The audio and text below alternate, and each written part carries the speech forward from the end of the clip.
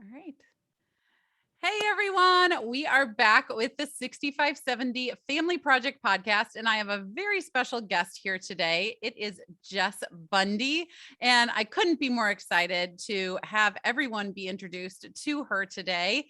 And she knows a lot of people. She is huge in her world, but she doesn't know many people in this world yet. And so I've already told you a little bit about her, but Jess, first of all, welcome.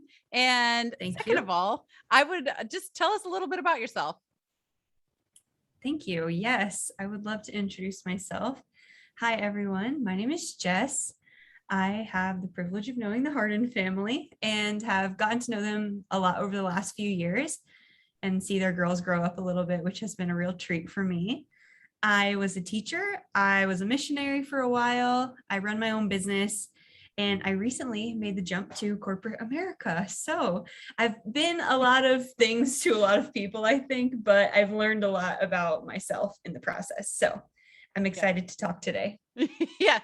So I think you can see maybe why I have her on here. Jess is a very, very, very close friend, family really, to us. And she is much younger than I, although we're mentally and emotionally the same age, but Totally. chronologically, I suppose she is a much younger than I am, but my husband and I are both so drawn to Jess. We always have been. We were instant best friends, I feel like. And it really is because I've always seen Jess as a leader. Always from the very beginning, even when she probably would not have agreed with me that she was a leader, we saw Jess as a leader in every capacity that she was showing up in. And besides the fact she is so fun to be around. And I don't know if I laugh so much as when we are around Jess, but because you've been around and done so much, and we will definitely get into those as we're going along, and you're so leader minded, I want to know, did you have those things like cemented in you when you were growing up? Did you collect them along the way? Where did this hunger and interest come along to, I am going to do this and I'm going to find a way and I'm going to go do it. Okay, well, now I want to do this. I'm going to go ahead and do that now. Where did that come from for you? Yeah, that's a great question. So I think that as you get to know your kids and as they grow up, they show you who they are. And at the beginning, that might be a lot like a wrecking ball, but I think that one of the best things parents can do is show kids how to own who they are. So for me, I have always been very curious. I've always been somebody who wants to try a lot of things. I like to learn.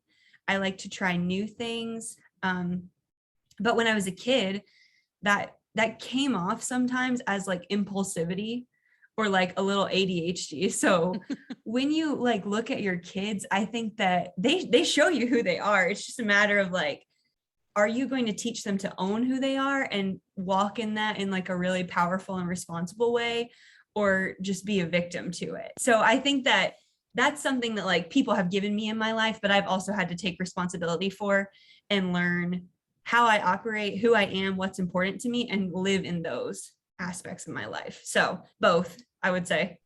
Yeah.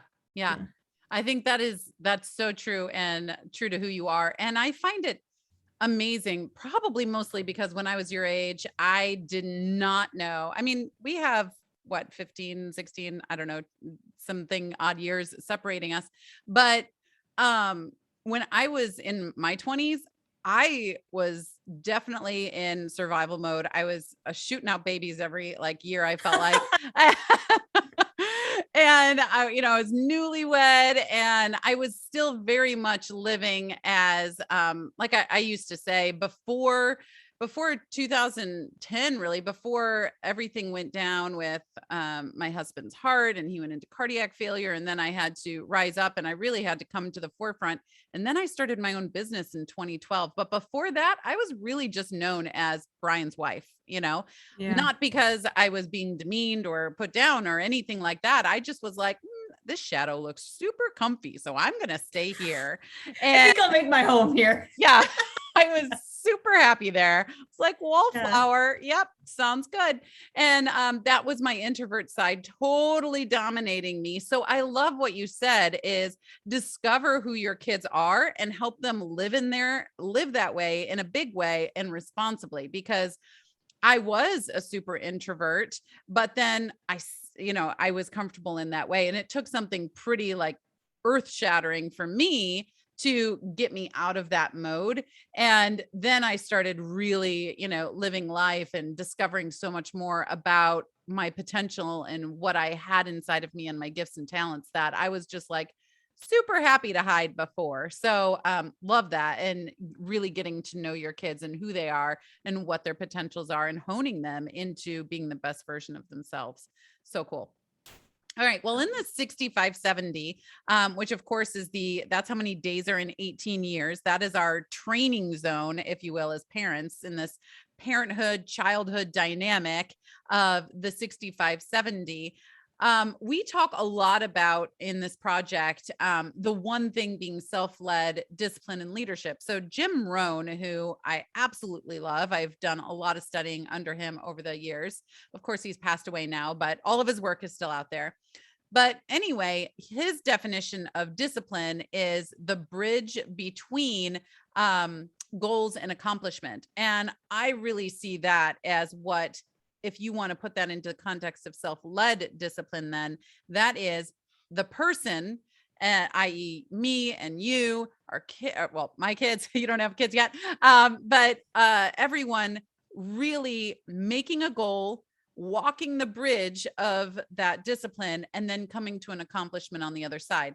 And sometimes that accomplishment is failure, which is still an accomplishment because you've moved and you've done something.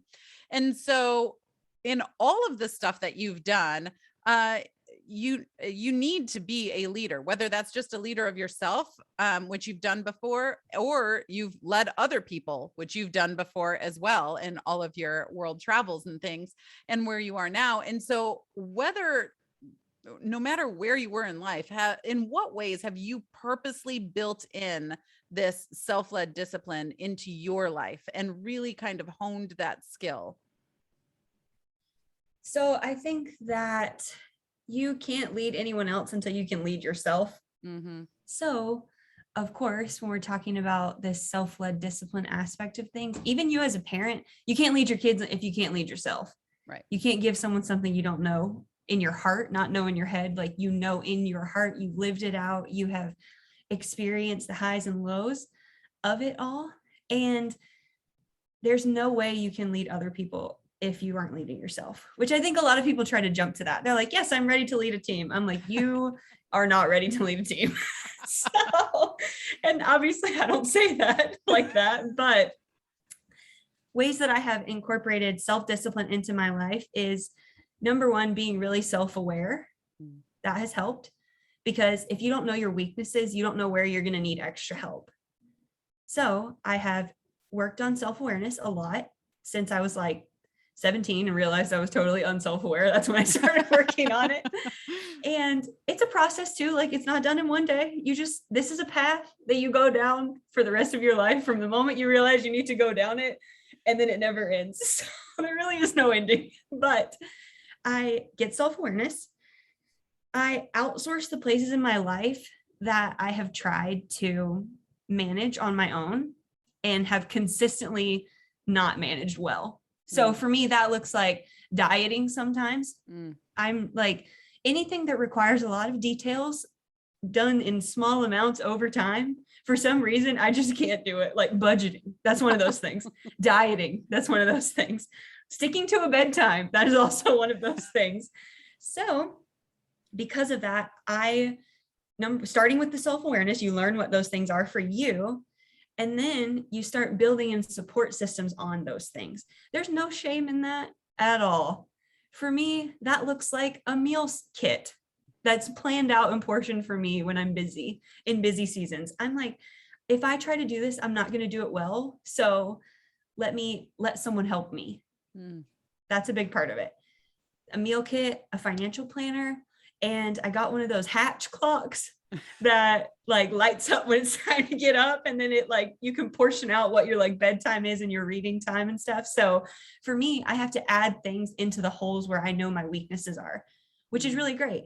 I read this book a couple of years ago called 4-Hour Work Week. I think this quote is from that book. It might not be, but I'm going to give them credit. And it was basically talking about this thing where in your life, you have all these strengths and weaknesses. And a lot of people talk about spending time getting better at your weaknesses, but that's not a great use of time.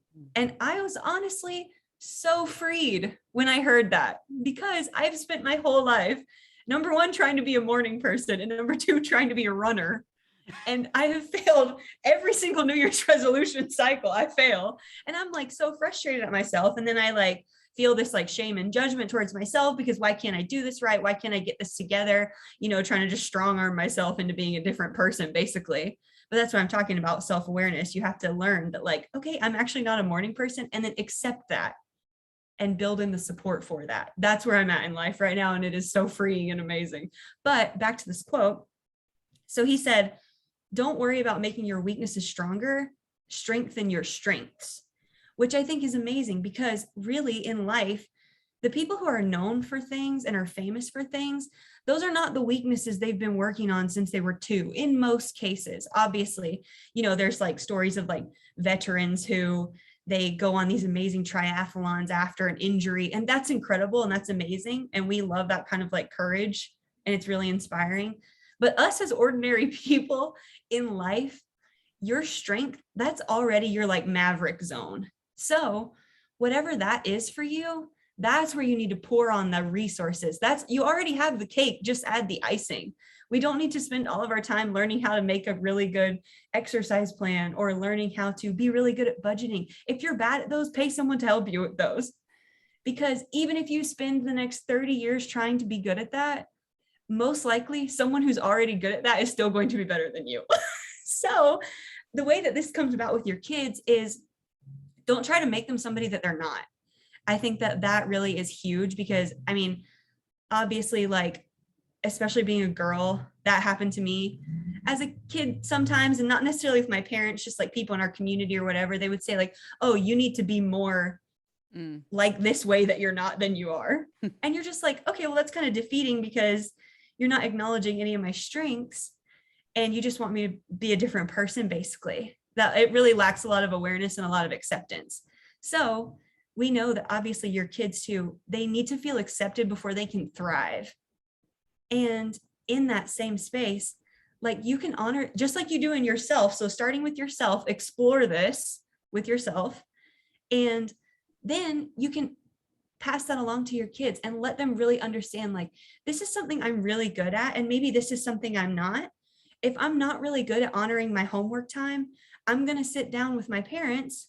And obviously this is a very grown-up conversation. You work up to this. This is not something you try to do next Thursday, you know, but you work up to this, and you really like let them explore their strengths, let them live in those, spend money on those. If they're great at dance, send them to a good ballet teacher, like really show them you're honoring them in that way.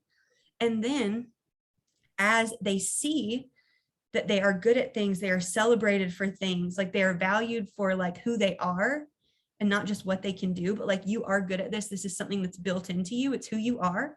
And we're going to let you like be that's your maverick zone. You can be the maverick in that area. We're going to like put you in the ring. Go ahead, be who you are. You know, it's so freeing. And then, you know, after they've been living in that for a while, and after you yourself have been living in that for a while, say, okay, so here's what we're not that good at.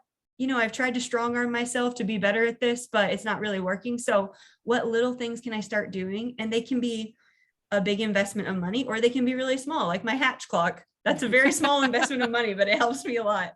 And, you know, you can invite the kids to come up with those solutions too.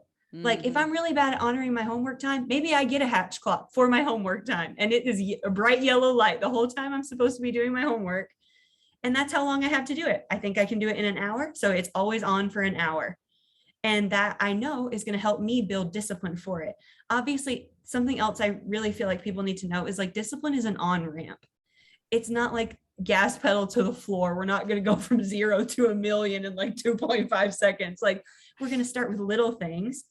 And as we succeed or as we pivot because of failure from those things and we learn, we get better at doing it. So for me, a lot of like the discipline I've seen in my life is because of, okay, here's my strengths. I've honored myself in those. And here's my weaknesses. And now I'm going to start building some guardrails in.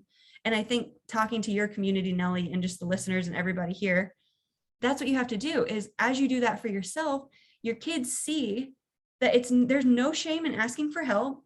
There's no shame in setting boundaries. There's no shame in being that helps you be a trustworthy person and be a safe person to know what your boundaries are and honor those. So if I'm not good at budgeting, I'm not going to go be a CPA because I have no business doing that. And people can trust me in that. When I say no, I mean no, so it's like when you as the adult do that, you set the tone for the whole household and for your kids too of, okay, here are your strengths. We love that about you. And what do you think we can, or you can do? Let it be on them. Like, what can you do to help build this area of your life? Whatever that is, chores, homework, relationships with siblings, whatever. Let it be what it is, let it be what it is. And then ask them, what kind of solutions do you think would be good here? Oh my gosh. Like seriously, drop the mic. Like, there you go. There you go. Yes. Wow. Yes, I love it. I love to come at things from a place of empathy and acceptance. We love that. That is so amazing. And okay. Well, now I just want to like slide in that you dropped that huge truth bomb. It's so true. You see, do you guys see why we were attracted to Jess so long ago? She literally has this thing 1 and thing 2. Well, she has a thing 7 because she is the 7th Harden. She is the 7th Harden. Yeah. Yep. And my kids still talk about all that all the time. Like, oh, well, where's Jess? She's the 7th Harden, Mom. And I was like, so I know, sweet. And so, yes. Yeah. And now you see why. I mean, just amazing, truly amazing. Okay. Well, now with all of the things that you've done, I mean, you traveled literally around the world, and you can share a little bit more about that. And we were following her for a year, and not literally following her, just like online. I wish that would have been so fun. Yeah, that would have been fun. We could have had some great Your adventures. Kids around the world would have been so fun. But with all of that, and now you're in corporate America, and you've done teaching here in the States. You were ESL teacher, and even beforehand in some of the work that you've done in ministry work. So in all of that, what do you see in, not necessarily you, but what do you see in the community of young people out there, like 20 something people out there? Do you see abundance? Do you see lack? Do you see confusion? Do you see leadership? A lot, a little? What do you see out there? I see parents who are really secure in who they are, number one, and really good at leading themselves. I see their kids they have these traits. I see, and obviously it's correlated. A really sad thing about teaching is you see this kid and you think to yourself, I wonder why you are the way you are. And then by the time parent teacher conferences come around, that question answers itself. Yes. So they definitely they're watching you all the time. And that shouldn't be something that like gives you like pressure, or like you can never mess up. It's fine to mess up. They need to see you mess up actually, or else they'll never know how. So It's just all about how you handle it. And from what I see just in the world, that is always true.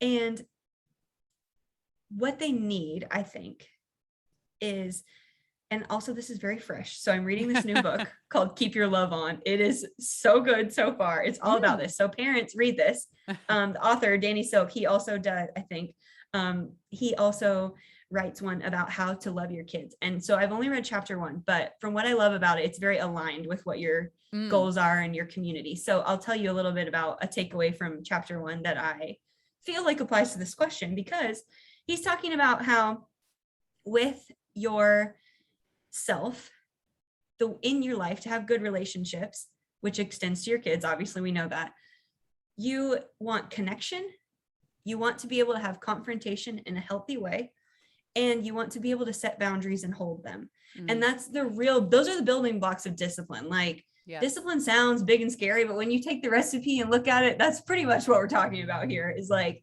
how do I honor the people in my life and build a relationship with them and maintain it? How do I have healthy confrontation? And when we say confrontation, we're not talking about a big fight. We're talking about like, hey, earlier when you said this, it really made me feel sad and it made me feel like I wasn't important to you. Can we talk about that for a minute? That's what we're talking about with confrontation. Yes.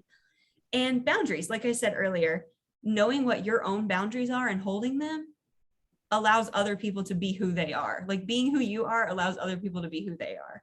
And it shows your kids that, you know what? You can be yourself, you can have boundaries, and it's okay.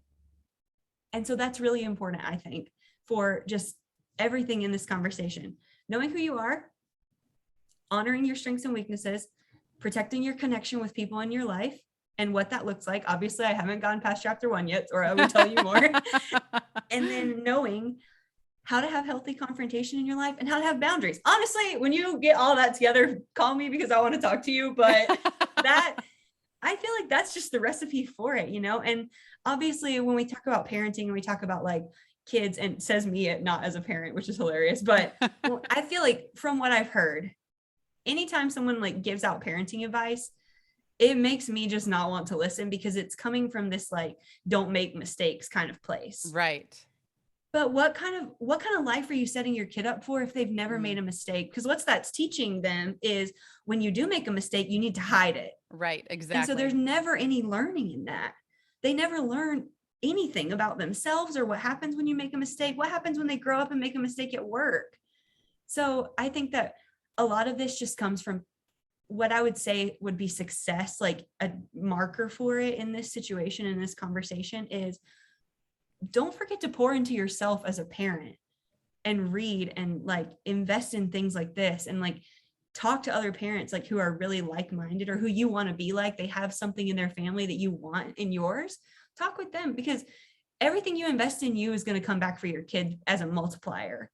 So with this, invest in yourself, and then let yourself just live, and your kids will see that. That's like part of what it is. Obviously it's intentional, but you can make mistakes. Like you can do all of that, because kids need to know what to do in those situations. They're going to have their own life too, you know? Absolutely. So Vulnerability is key. Just being yes. vulnerable and being able to say, hey, so I don't know everything and I'm trying here, because parents are learning how to parent as kids are learning how to live. And so it's this Yes. convergence of everything coming together, and vulnerability has to be there. And you say that you're not a parent, in which you are not a parent, but you have had more child experience than I would say 90% of parents when they become parents, between what you've done with being a teacher, and especially ESL students, and then all of those kiddos that you met around the world. So tell us a little bit more about that trip around the world, because I think it speaks so much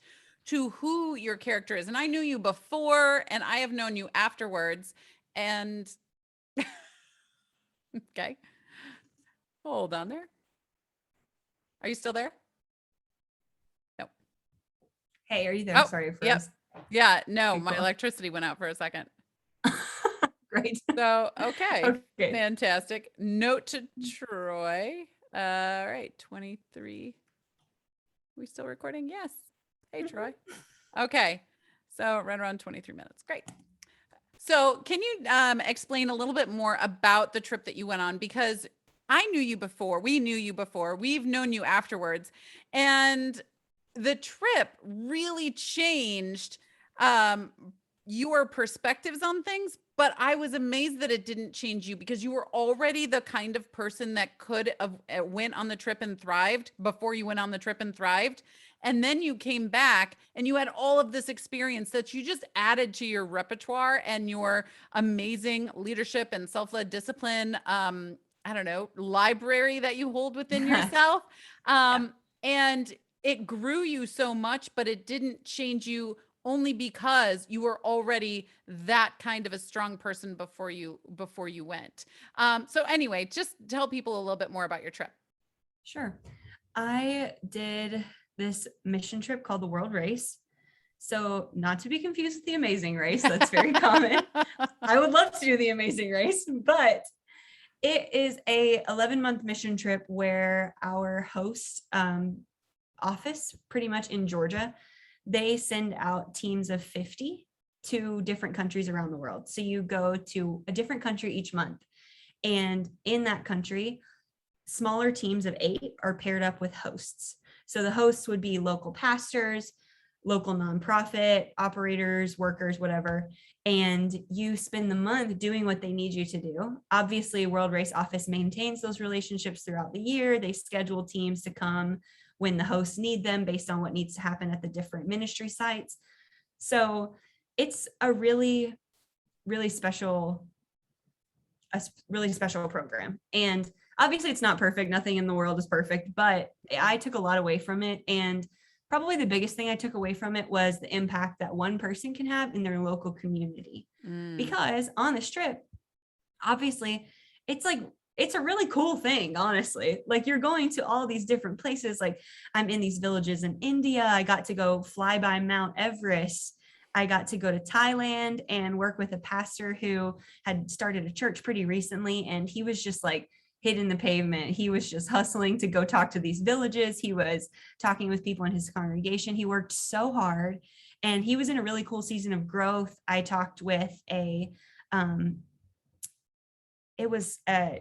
dentist, actually, from Canada. He has a children's home in Ethiopia, so he gets around, but he's amazing. And a ministry there that takes in kids who temporarily, whose parents can't take care for them within the city or that region of the country. They take care of them with house moms on this property for a while, and then they go back to their home. And it's a really amazing, like, I just saw lots of cool things like that. But really the takeaway from it was like, these people are doing this in, it's their neighborhood, it's their city, it's where they're from. So that's how you change the world. And that's how you really have a high impact. Is you don't have to go all over the world to do it. You just have to see what needs to be done around me and what can I do about it, because that's essentially what they're doing. Yeah. And that was my biggest takeaway from it. And I have been really considering what that is going to look like for me in my life. And I'm really excited about some things I have, like, I want to do in the next 5 years that I'm planning for now. And it's been really, really amazing. But also the thing is, like, with this whole self-discipline stuff, and something that really I knew before, and I obviously had to practice it before this, but obviously in a trip like that, there is accountability, but ultimately you have to be accountable to yourself. Mm-hmm. So when we're talking about self-led discipline, there is no discipline without accountability.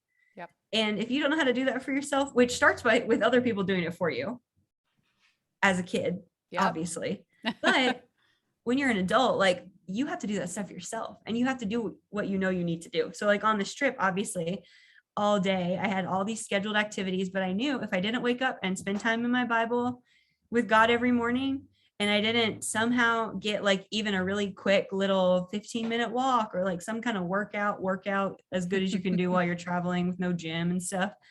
If I didn't do those things, like, I wasn't going to be set up for the day well. And some days I didn't. And I was not set up for the day well. So I had to deal with the consequences of that. That was my accountability. But it just built in me, like, okay, these are the things I need to value because they're what matter to me. So I have to let them matter to me. Yes. And do those things. So I just want to point out the fact too, before we close out today, that as me being a parent and having these 4 young women that I am raising, finding people that you can surround not only yourself with, but our kids with too. Jess is very close to our kids. And I mean, not to be like you were a chess piece, because that's not it at all. We're all very close, but it is a strategic move to make sure that your kids see young men and women out there that are leading, that are making a difference, that are doing good in the world. And so they can look at, it's that carrot in front of, in front of the nose, and they can look, they're like, oh, I can do this. Oh, look at what Jess is doing, and I could do this. And so we have this series of young men and women that are in our lives on purpose, so that, well, my husband and I are like perpetual 20-year-olds, even though we keep having birthdays. That's true. That is true. For the record, listeners, we had a bachelor fantasy league once. So we did. And that was not that long ago. No. It was before the trip though. Forever young. But anyway, so we are forever young people, but it's also really important to set your kids up with those leaders that are around them that are not too far off from them. So that's definitely a strategy move as a parent to make as well. So Jess, you've been incredible and dropped so many truth bombs. Like, I want to go back and re-listen to this after we're done so I can take notes. But before we leave, is there any advice that you have to parents that are listening? Parents that are listening are anywhere in that 65, 70, right? They have somewhere, maybe they're 1,000 days in, 2,000, maybe they're 6,560 days in, but they're in there and they are wanting to set up this platform for their kids to launch their lives from and have it be the strongest platform possible of self-led discipline, leadership, integrity, and having all those things that they want them to have before they go off into the great big world, because maybe they'll find themselves in Cambodia or Colombia or Peru and one day, you know? And so Yes. what can you tell those parents? Well, as a non-parent, I only have 3 plants. So I feel like I've raised some of the people I've dated sometimes. I would agree with that. Sorry if any of you are listening, but I don't care. And my advice to parents would be to make it a very regular thing in your house to celebrate who your kids are. Learn who they are and celebrate who they are. Because like I said, even one of the reasons that I wanted to be involved with the Hardens and around their kids is because I feel accepted there. I feel like I have a place there. So if your kids don't feel like they have a place in your home, or they always feel like they're not right, or something about them is not right or should be different, then that's not really going to be a place where they can let their guard down around you and let their passions start to come out and flow, and really just, you can hone in and strengthen those things they're already so good at, like we're talking about today. They're not going to want to be accountable with you if you're always telling them that they're wrong. So that's not like a fun thing, because it's like they already feel like they can't do anything right. So why would they come to you with something they know they're not doing right? Exactly. That doesn't make any sense. And they're kids, but they still have logic, and they have kid logic, which is even a little bit more twisted. So you have to be clear about loving them for who they are. And even if there are things you wish were different, or things that they need to grow out of, if their attention span is not as long as you want it to be, kind of deal with it. Honestly, I taught first grade, so it's fine. Everybody feels that way. Not to invalidate you. Your feelings are totally valid as a parent, whatever they are. But, let your kids be kids, and give them space to just know that within your family, there's a place for them to be exactly who they are. And starting there, you are going to have such a stronger foundation, because if that's missing, it doesn't matter what kind of discipline you build in them, because it's probably not going to look like discipline. It's probably actually going to look a lot like self-judgment. If you're missing that piece. And so nothing positive is going to come from that. Even if they do really cool things in life and have lots of accomplishments, if it's built on self-judgment, it's not going to be, that's not what the Lord has for them. Right. How do they feel when they're alone? Exactly. Are they even proud of themselves? Have you taught them how to be proud of who they are and not just what they've done? Right. So we definitely want to start from that place. So that, and investing in yourself as a parent and as a person. You don't stop being a person when you have a kid. So FYI, I don't know if any of you have heard that lately, but let me be the one to tell you that you are still a person with feelings, dreams, ambition, and desires, wants, strengths, weaknesses. So what have you done for you lately? Because if you're about to say nothing, then it's time to do something for yourself. And I'm not talking about going to get a manicure or those cute little self-care things. While those are great and need to be built into your schedule and your time, I'm talking about real self-care stuff where you open that closet full of monsters you've had for 20 years. That's what I'm talking about right now. Whether that looks like working on your debt, or talking to your kids about debt, or going to therapy for yourself, or asking for book recommendations from Nellie or someone else in your life that you trust and value. That kind of stuff is what we're talking about here. Like, what are you doing as a parent that's going to help you be a better person? Because every time you invest in you, obviously we know your kids get that too. So yes, so good.